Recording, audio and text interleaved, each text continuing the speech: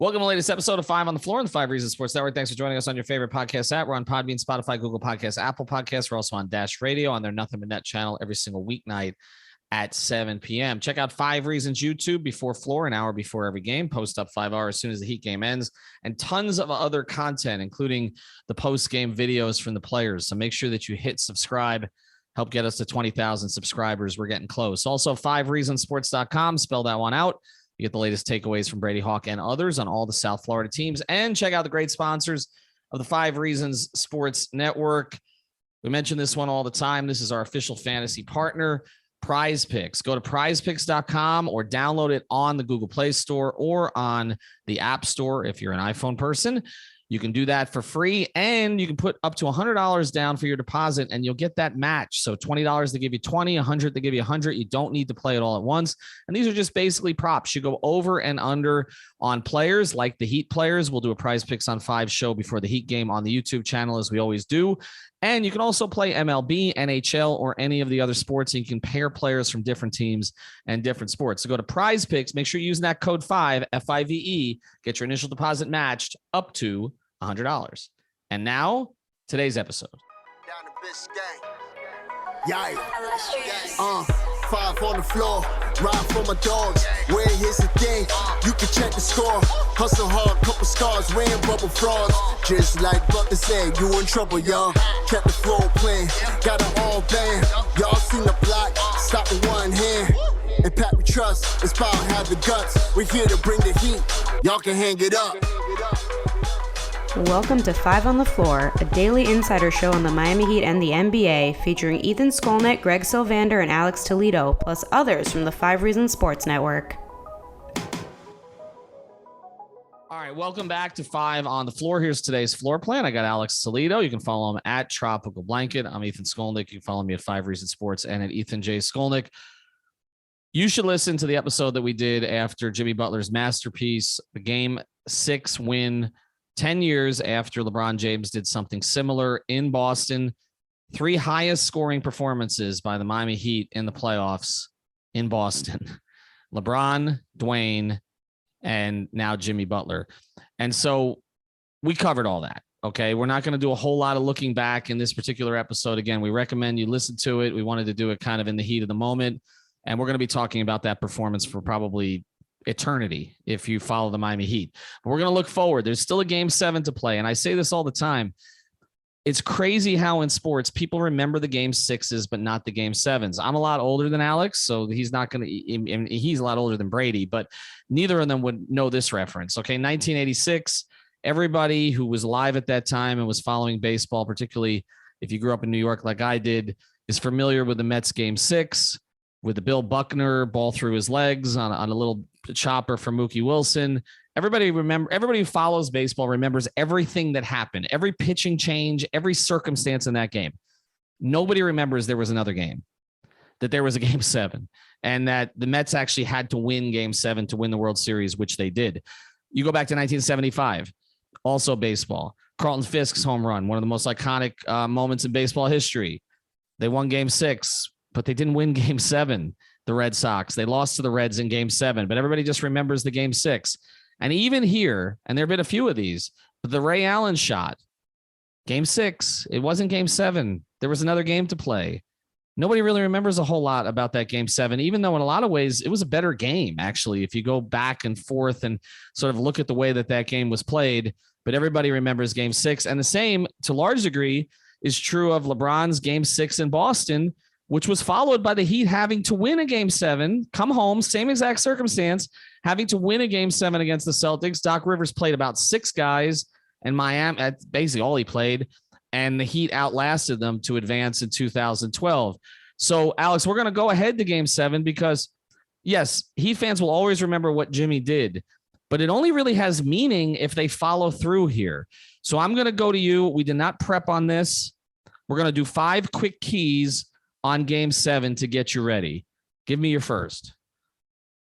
Well, the first, honestly, they got to keep up the offensive pressure, man. Like, I think, although I didn't love everything about what happened in Game 5 as far as their process, I think a lot of people, a lot of Heat observers, Heat fans wanted to see Bam get more involved. He only had, 11% usage rating last night. Those are the types of nights, however, where you're fine with Jimmy and Kyle doing, kind of the heavy lifting. You saw what Jimmy was on last night. He put up a legendary performance. You guys already went over it better than I could last night. And, maybe we should have seen it coming. Like you said, they always have the Heat superstars have their greatest performances against Boston, when the stakes are at its highest. And it's crazy now that it's, happened again. It's, extremely poetic. And because of that, you can't expect for it to happen again. Right. Like, I think you could expect Jimmy to have another big game. That's fine. But for him to put up another masterpiece like that, I don't know that that's going to happen again. I think that was, I'm still kind of living that high from last night. It's just unbelievable that they pulled it off. I was kind of shocked, went into it with low expectations, thinking that they could still, there's a chance they could pull it off. Jimmy pulled off the miracle. The fact that they also got 15 threes was huge. They made a bunch of them, as Cooper Moorhead from Heat.com pointed out, at the end of the shot clock. And, those are the types of shots the Celtics have been making in some of their wins. That's just extremely frustrating for Heat fans. So it was good to see some of that stuff come back around. You're going to really need those threes to fall again next game. But they didn't necessarily make a huge amount of mid-range shots. And so I want to see them get Bam going a little bit. I want to see him trying to run a little bit, offense through him and try to get him going as a scorer and not just go through Jimmy every time, right? I think last night it was an exception because not only did you have Jimmy going and hitting on all cylinders, you had Kyle playing great. Kyle had a huge game, was probably their second best player last night, even though a lot of guys played well. And I think that's when it's fine for Bam to kind of defer a little bit as a scorer. But when things are not working as well, when guys are not hitting shots, when Jimmy's not playing at an A++ level, when Kyle's not playing at that level, who knows where they're going to be at next game, right? They've been injured. So you're going to need Bam a little bit more. And I think the first key is get Bam going early. And I think that's fair. And, there's this debate that was going on today on Twitter, and we've seen this debate so many times when it comes to Bam, which is the frustrations of watching him offensively during a game and then recognizing after the game that they wouldn't have been in position to win without his defense and his screening and all the other things he does. And this is the eternal Heat debate now, it seems. There's always a couple with every particular iteration of team, and the Bam aggressiveness is there. They did not look for him a lot during that game. I thought when he had his man sealed, they didn't go to him. But also, it's the same thing as we always talk about. Some of it is on him. Some of it is total lack of aggression. There was one play that reminded me of Ben Simmons, okay, where he could have finished and he didn't. He kicked it out, and it ended up being an offensive foul. You can't have that kind of stuff. I'm going to pivot to number 2, though, because you mentioned one of the guys that I wanted to talk about, and I think we saw it in this game. And I think maybe we overlooked it a little bit because we kind of gave up on him, which is Kyle Lowry. I am not expecting 18 and 10 again from Kyle. Okay. I just, just like I'm not expecting the 31 from Bam that we got in one of the games in this series that we saw.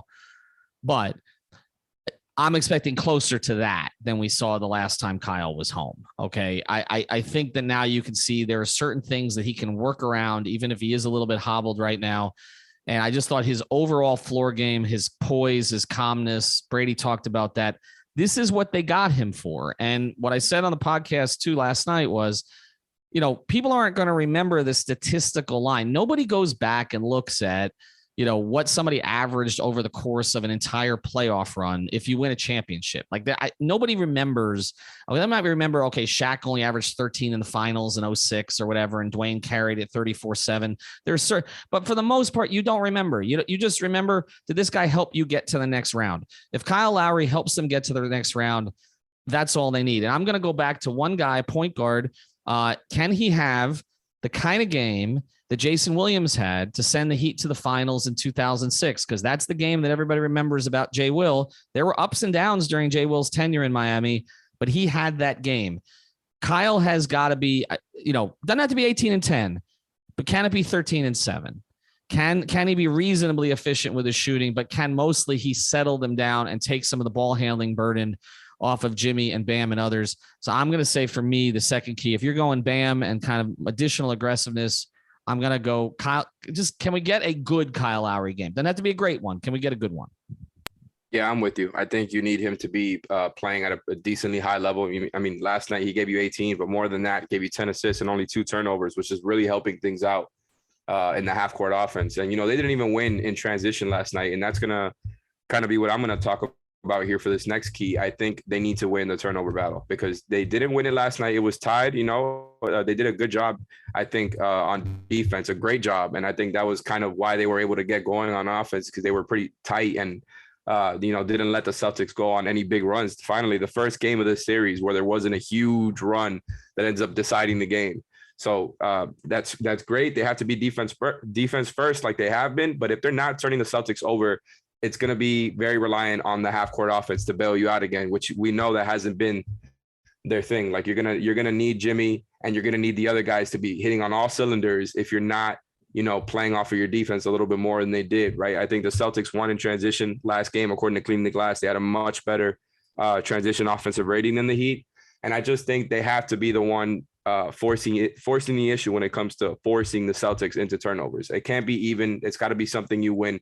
Those are the types of margins that the Heat are good at winning, have been good at winning all season. When it comes to transition, whether it's off of steals or whether it's off of rebounds, they have to win that. They were even in rebounds as well last game. So I think that's something where in Game 7, those are when it comes to turnovers, rebounds, transition, you have to win that, especially when you're talking about this Miami Heat team versus that Boston Celtics team. There's very little margin for error, very little ways where it's easy to get buckets, easy to get easy buckets. Transition is, huge. They have to win that. So my key is turnovers, win the turnover. And I think that's fair because, again, I was rewatching the game this morning and, with 2:12 left, the game's tied. It's tied at 99. I mean, we talk about how thin the margins are. We haven't talked about it in that sense because the games have been blowouts. But I did feel that it would normalize once it got to Game 5. And it started to 42-37 at the half for Miami until they just couldn't make anything at all in the second half. So the margins are thin. And particularly when you get to a Game 7, it does come down to one possession, one decision. I thought Ime Udoka's decision to challenge on an end one when the basket was going to count anyway, that hurt them. They were 3 or 4 calls down the stretch of that game that Boston could have challenged. He didn't have a challenge in his pocket. These are all these small decisions, but turnovers are critical. Miami was way too turnover prone early in that game. That can't happen again. So they have to clean that up. So I'm with you on that. All right. Going to tell you about a sponsor here, and then I've got another one that I'm going to throw here at Alex, but we talk all the time about U-Break Wheel Fix. Spell it with a U, the letter U. U-Break Wheel Fix. They're based in North Miami. They just move locations. You can find they moved to a bigger location because they got so much business now.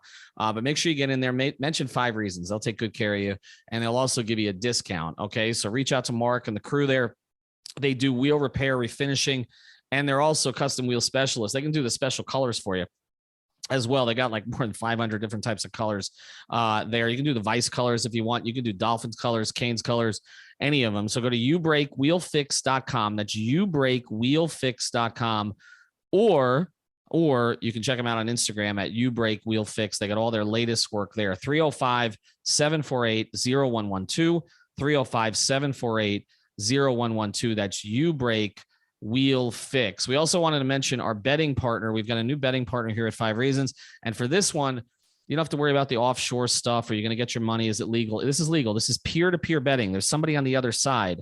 So go to Better Edge. That's BETTOR Edge, EDGE.com/5 Reasons. Okay. BetterEdge.com/5 Reasons, the number 5 Reasons. And the cool thing about this is, well, first thing, if you go to that link, you don't have to put in a code. They'll give you $20 to play with so you can test it out. So test it out for Game 7. But here's the other thing. If you don't like the line that you see on the Vegas books, you can go find your own. Just find somebody who's on the other side of it.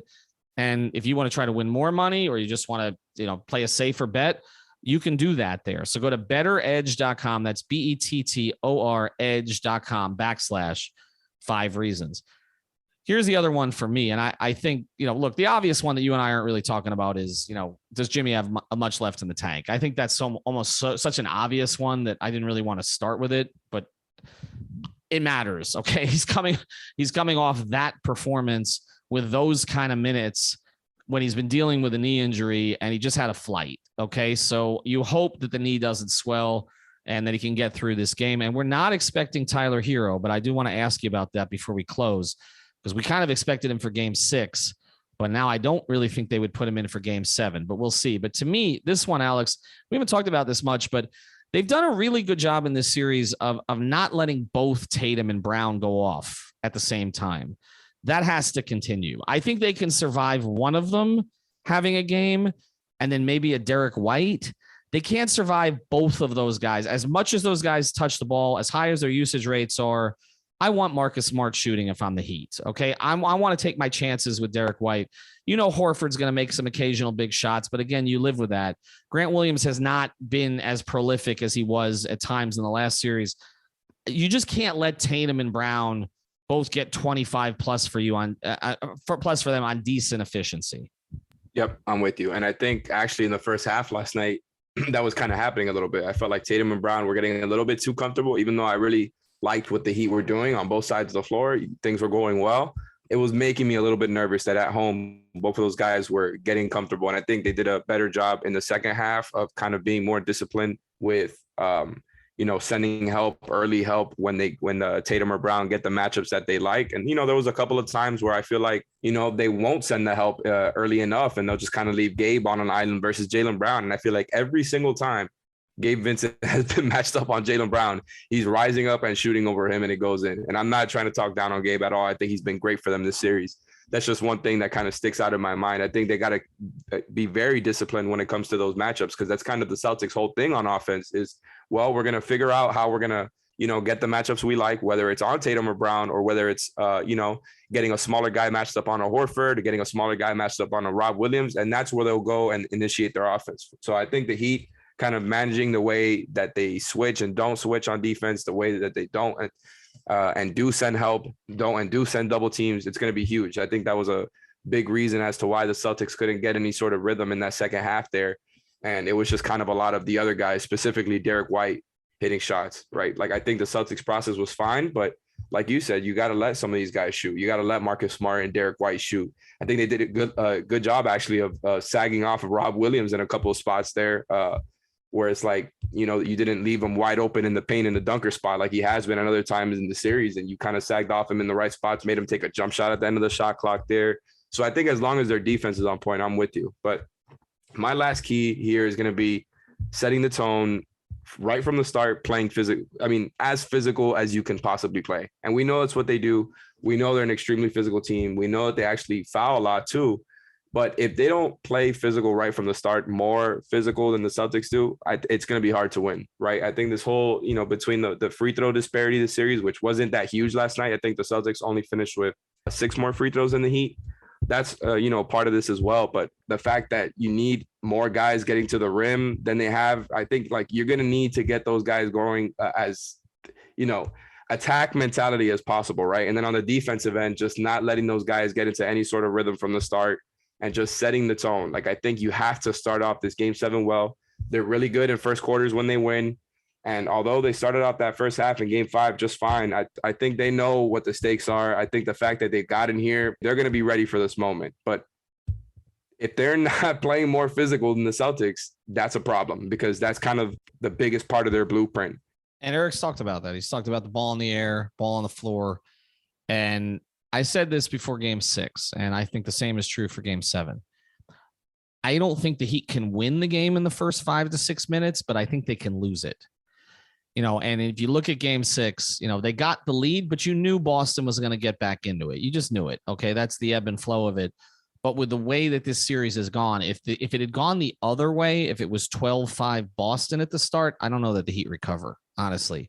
So to me, the important thing, we've seen that the Heat get leads, they give up the leads, but they've been able to close those games when they get the leads, with the exception again of the last home game when they're up 42-37 at the half. And then, everything fell apart for them afterwards. So they can lose it early. I don't know that they can win it early, but they just got to stay. They have to stay in the game early. And I think physicality. Same thing for the second half too, by the way, because the third quarters have been really hit or miss for them in the series. Well, it's interesting. Yeah, they either blow you out for the entire third quarter, or they go back to that patch of the first 4 minutes of the third. The Heat have had this habit the whole year, and the third quarter has actually been their best quarter this year, the whole season. Okay, I know everybody gets third quarter and all that. It has been their best quarter. But the problems have been like the first 3 to 4 minutes of the third quarter. A lot of times they'll go in. I know when I'm speaking to this, I know Heat fans can relate to it because it's on my timeline all the time. The Heat will go in with a 7 or 8 point lead at halftime, and it's gone 3 minutes into the third. And that's completely deflating. Okay. So you're right. It's the beginnings of the games, but it's interesting. Udoka said today, that they have to get off to better starts. And it's funny because everybody, following the Heat, including us to a certain degree, wanted the Heat to change the starting lineup. It sounds like Udoka is more concerned about the starts against the Heat starting lineup. All right, I got one more thing I want to close with here. Before I do, we've got a new sponsor at the 5 Reasons Sports Network.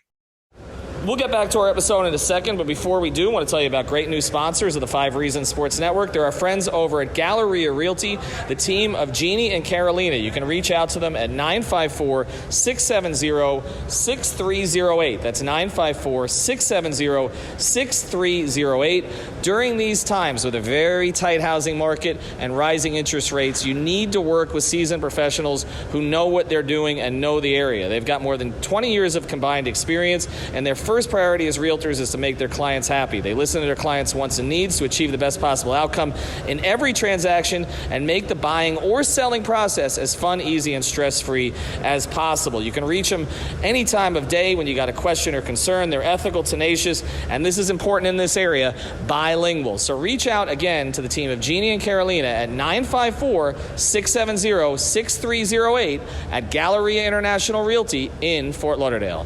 And now, back to the episode. All right, Ethan Skolnick back on 5 on the floor. Alex, let's do it. And we've discussed every part of this, and we made our predictions before the series, but series change. And sometimes people change their opinions right before a game, or they take both sides, as you and I are both aware of.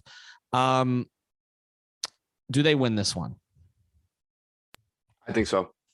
I don't think there's any way that they blow this game. And then look, I feel nervous. I think you can hear the pause in my voice just saying that, because I don't want to get into Draymond territory, right? Where you're breaking the code. Shout out Big Perk for what he was saying. I absolutely love what he was saying. The Celtics, just like they have in the past, the Celtics organization has messed with the basketball gods before and have gotten their karma.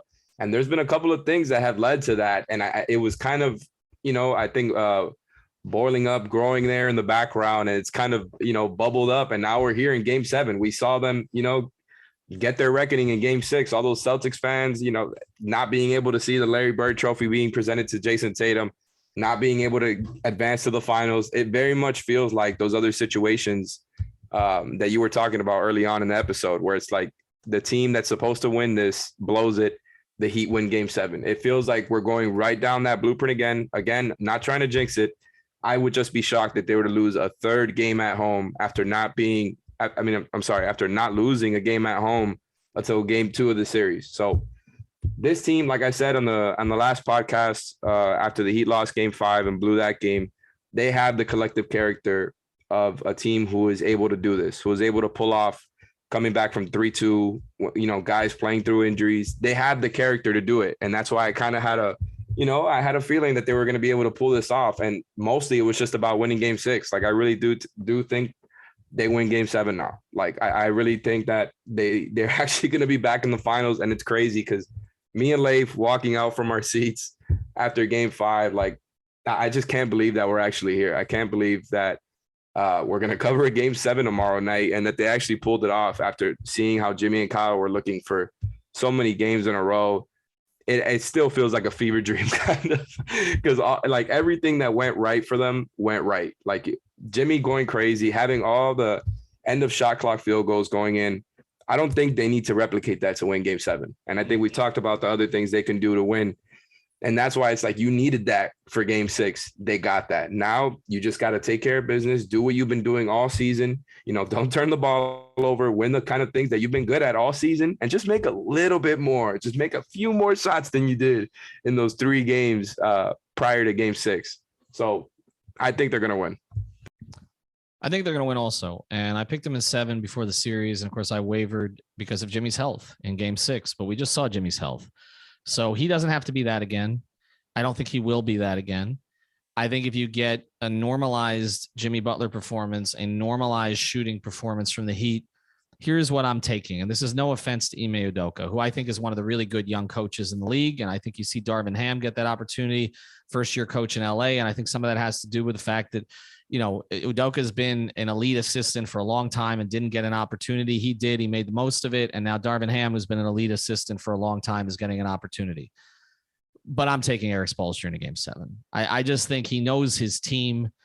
He knows, as you said, sort of the collective character of his team. You've seen some of the subtle adjustments he's made during the course of the series, whether it's, again, he played Duncan, but then realized it wasn't working in the first half and pulled him out, but hasn't played Dedmon, has gone smaller, has kind of gone to the Heat's strengths to accentuate their strengths instead of kind of worry about their weaknesses. He does that over the course of a series, but he's also gotten enough guys in this series at this point that I think that they're comfortable and playing. And I think another big factor, and I think a guy who, I don't want to jinx it for Heat fans, but I think a guy who's going to come up really big, and we haven't talked about him much in this pod, I think it's Max Strus. He had as bad a 2-game shooting stretch as anybody could have. And what's interesting is Heat fans really didn't turn on him. That was interesting to me because of the way they've turned on Duncan and all the rest. They really didn't turn on him. And more importantly, his coach didn't turn on him. He kept running him out there. He hit that crazy shot to get sort of to break through, which was probably the hardest shot he's taken maybe all year. He makes that one, and then they start to go through after. And I got to think that's a confidence boost for him.